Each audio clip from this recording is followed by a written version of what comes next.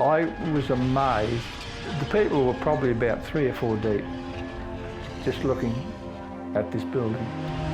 It was almost like a moment frozen in time.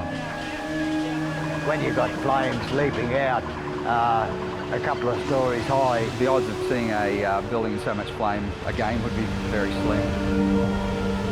Everybody just stood there in amazement, horrified, couldn't believe it, and not a word was said. It was just total devastation. Crib and foot, old building, been here for 100+ years. Gone. That's our building, next day. It only seems like yesterday that we had this fire, and I can basically remember everything about the fire at Reids. At approximately 1:30 in the morning, our watch room received a call for a fire in Reids Department Store in Ipswich. not long after receiving the call, I had a phone call at home and to come in. As we were coming down Brisbane Road, you could see the horizon was on fire. When we arrived, as we came through the intersection up here, there was a lot of black smoke billowing out from in front of where we're standing now. And as we approached, there was a couple of large glass doors blew out. An officer and a fireman from that truck proceeded to Don BA and grabbed some hose reels and headed down inside what was a lower level here. I went into the entrance at Reids with the two men on the high pressure hose reel. It appeared to me that the more water we put on this fire, the fiercer it got. When I rolled in, we saw the fire started to come out of the awning at the Brisbane Street entrance into Reids. Massive amount of flames, probably 20-foot flames billowing out from above. I've seen a reasonable amount of a fire that hadn't quite gone through the roof when I arrived.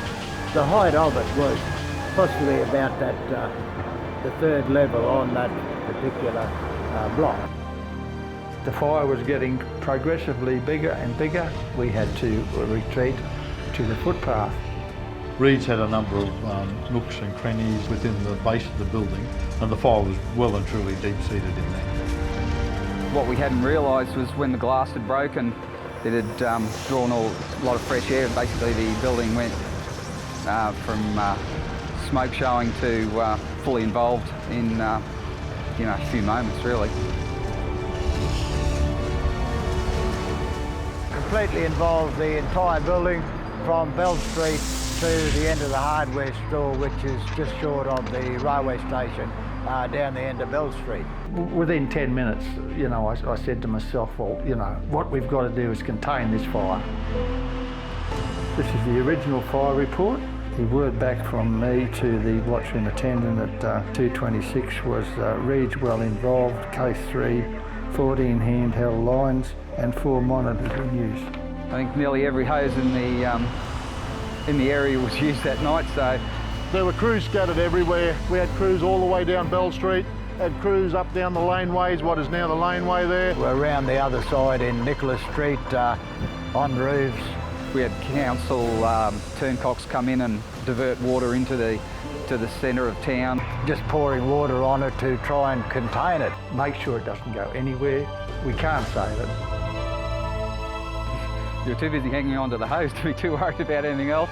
So it was quite eerie seeing all the mannequins and burning in the windows, and then there's a lot of glass breaking and the paint tins were exploding. It was almost like a horror movie, seeing the imprints into this large roller door. It was almost like the paint tins were trying to get out of the building.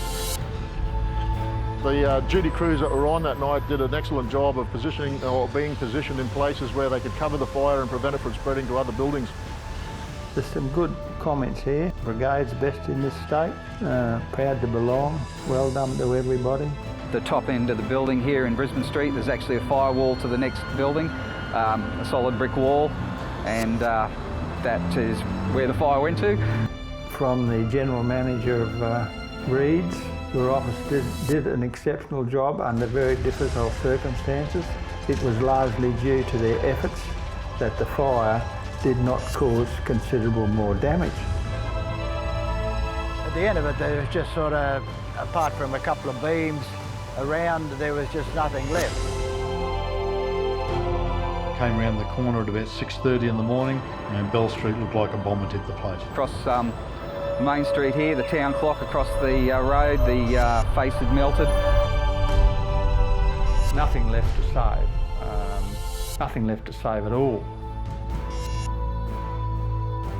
People were just standing there in amazement. The centre of town was gone, the heart was gone. It goes down in history of one of those fires or incidents that really did change the city of Ipswich. They were just completely silent. They couldn't believe their building was gone.